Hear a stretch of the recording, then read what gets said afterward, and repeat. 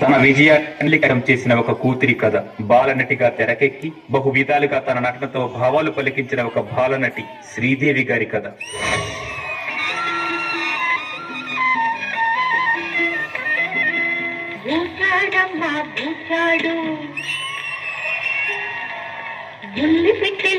ఉన్నాడు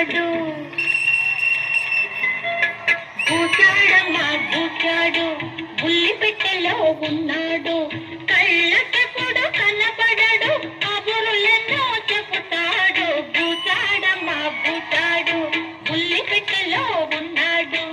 అలా భారతదేశ భాషలన్నిటిలో బాలనటిగా తన రూపాన్ని పరిచయం చేసుకుంది. ఒక కథానాయకుడికి మనవరాలుగా నటించి ఆ మహానాయకుడు పక్కనే కథానాయికగా చేసి తెలుగు ప్రేక్షకులను మెప్పించి 13 సంవత్సరాల వయసులోనే హీరోయిన్ స్థాయికి ఎదిగిన మొదటి నటి మన శ్రీదేవి గారు.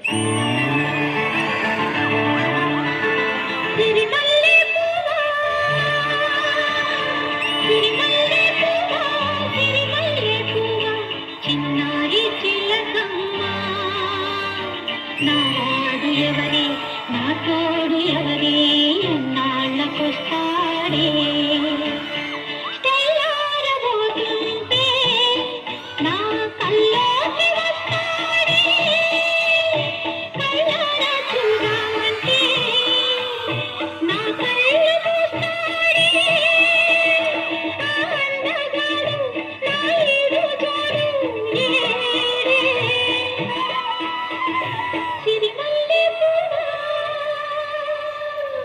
ఒక బాలనటిగా, ఒక కథానాయికగా మాత్రమే కాదు, దివి నుంచి భూమికి దిగొచ్చిన అందాల తార, అతిలోక సుందరిగా మన తెలుగు ప్రేక్షకులు నిత్యం ఆమెను పొగుడుతూనే ఉండేవారు.